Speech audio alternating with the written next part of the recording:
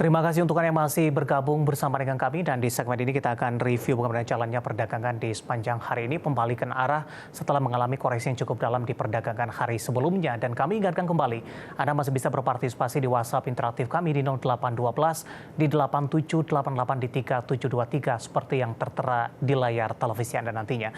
Dan saat ini kami sudah terhubung melalui Zoom bersama dengan Bapak T. Herditya Wicaksana selaku dari Technical Analyst MNC Sekuritas.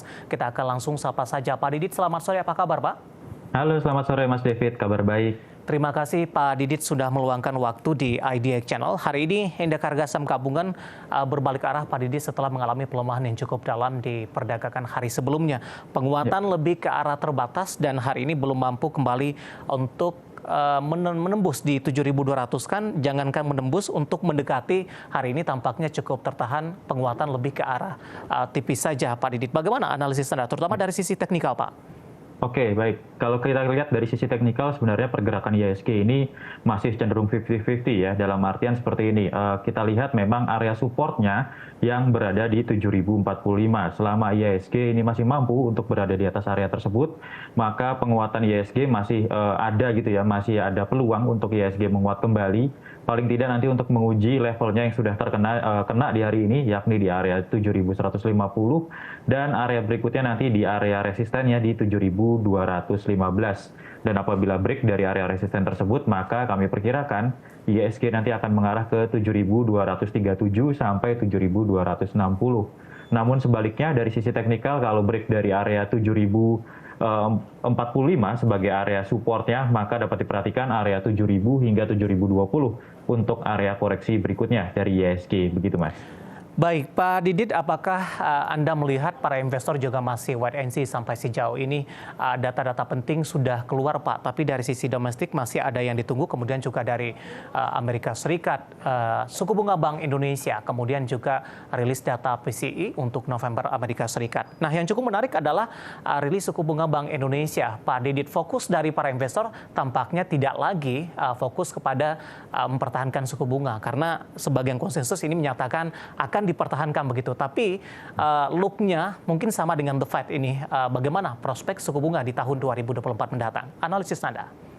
Oke, baik. Kita lihat kemarin memang dari The Fed sendiri masih mempertahankan suku bunga acuannya di angka 5,5%. Dan kami memperkirakan di RDG besok di hari Kamis memang akan masih ada secara konsensus untuk mempertahankan suku bunga acuan di angka 6%. Namun kita lihat memang kalau misalnya nanti The Fed diharapkan ya, pada first half 2024 paling cepat itu nanti akan ada pivoting atau ada cut rate, maka diharapkan pula untuk suku bunga Bank Indonesia ini juga akan mengalami adanya cut rate juga, paling tidak 25 basis poin terlebih dahulu. Nah, hal ini juga masih dinanti oleh investor di akhir tahun ini, di Desember 2023, bagaimana hasil dari rapat Dewan Gubernur Bank Indonesia besok, dan juga bagaimana arah kebijakan moneter Bank Indonesia selanjutnya.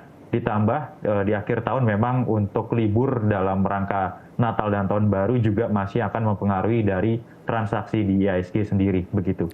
Baik, di tengah minim sentimen, lagi-lagi sektor kesehatan tampaknya kembali diburu oleh para investor. Kondisi yang sama juga terjadi di perdagangan beberapa pekan lalu ketika dari saham-saham big cap, kemudian beberapa sektor yang menjadi andalan kurang memberikan kontribusi, para investor beralih kepada saham-saham sektor kesehatan di tengah dari peningkatan kasus COVID-19.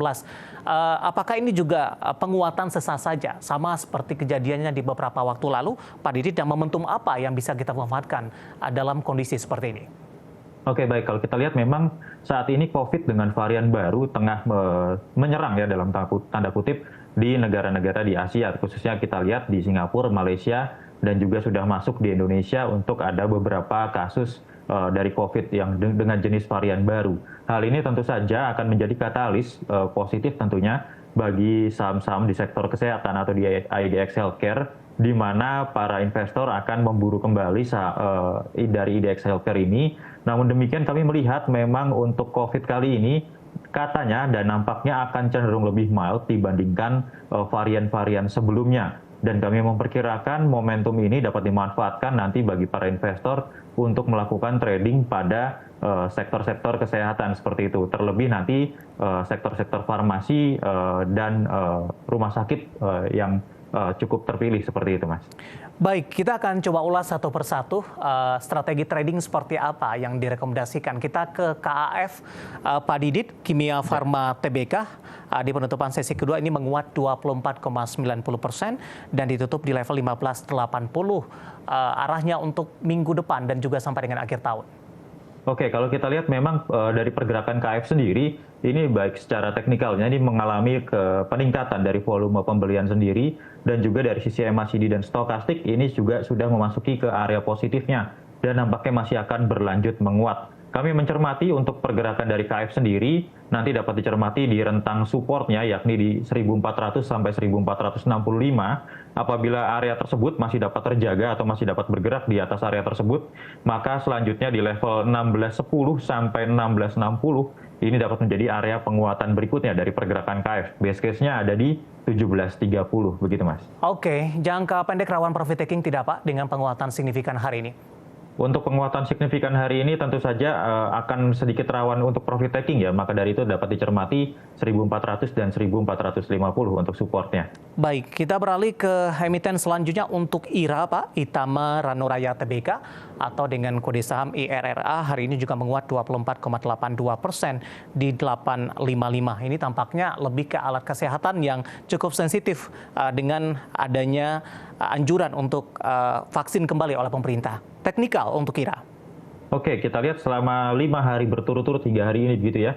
Pergerakan IRA ini masih cenderung menguat, dan kalau kita lihat dari sisi indikatornya pun juga masih tetap mendukung untuk adanya penguatan dari IRA, bahkan terjadi peningkatan volume pembelian. Dengan demikian nanti dapat dicermati untuk pergerakan dari IRA, di mana area supportnya yang berada di 790 dan support berikutnya berada di 725. Selama masih mampu bertahan di atas area tersebut, maka dapat dicermati untuk area resisten sekaligus target penguatan terdekat yakni di 885 hingga di area 920 terlebih dahulu. Baik, sama pertanyaan dengan KF tadi, rawan profit taking tidak Pak dengan penguatan yang signifikan untuk hari ini? Kalau kita lihat untuk pergerakan dari si IRA saat ini, kami melihat memang masih rawan profit taking, nanti dapat dicermati area terdekatnya di 815 sampai di area 795 dulu. Baik, analisis untuk IRA, KF, dan hari ini menjadi penopang penguatan dari sektor kesehatan. Kita beralih ke yang ketiga, ada INAF, Pak. Meskipun penguatannya tidak terlalu signifikan, tapi untuk INAF di 10,00% penutupan hari ini di 605 dalam sepekan juga khusus perdagangan hari ini penguatannya cukup signifikan jika dibandingkan dengan perdagangan hari-hari sebelumnya. Oke, kalau kita lihat memang pergerakan dari INAF ini baru terjadi adanya peningkatan ya di 3 hari yang lalu ya, di tanggal 15 Desember lalu, dan ini cukup menarik karena kalau kita lihat MACD-nya ini baru mengalami golden cross di perdagangan tanggal 18 kemarin dan baru menembus dari MA 200-nya. Namun perhatikan akan adanya gap dari INAF sendiri di 550 sampai 570. Manfaatkan gap tersebut untuk menjadi area buy on weakness terlebih dahulu bagi pergerakan dari INAF sendiri. Apabila masih mampu bertahan nanti di atas level 540, maka cermati area resisten 615 sampai 640 untuk target terdekatnya, begitu. Baik, analisis saham-saham di sektor kesehatan, terutama untuk alat kesehatan yang hari ini mengalami penguatan yang cukup signifikan. Dan tadi juga disampaikan rekomendasi dan momentum apa yang kita bisa manfaatkan di tengah penguatan dari saham-saham tersebut. Baik, dari sektor kesehatan kita akan coba beralih ke sektor energi, Pak. Selain dari kesehatan, energi hari ini mencoba menopang penguatan indeks harga saham gabungan, meskipun tidak terlalu signifikan ini. Terutama dari Adaro. Tadi juga kita sudah sampaikan dari secara fundamental, Adaro baru saja mengumumkan akan membagikan dividen. Adaro juga terkenal dengan emiten-emiten yang loyal pembagian dividen, tetap bertahan di high dividen 20 sampai sejauh ini. Bagaimana dari sisi teknikal sambutan dari investor terhadap saham Adaro yang hari ini menguat cukup signifikan, terkait juga dengan dari sisi sentimen fundamental ini? Oke, kalau kita lihat memang pergerakan Adaro ini masih berada di awal fase uptrend berikutnya begitu ya. Namun demikian kalau kita perhatikan di perdagangan hari ini Adaro menimbulkan gap yang berada di angka 2550 sampai ke 2570. Manfaatkan gap yang ada pada Adaro ini untuk melakukan buy on weakness terlebih dahulu, karena kami melihat dari pergerakannya ini Adaro akan rawan terkoreksi terlebih dahulu.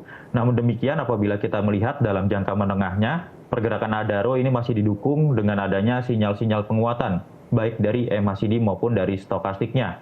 apabila nanti break dari 2650 sebagai area resistennya, dapat diperhatikan 2.700 sampai 2.750 untuk target selanjutnya.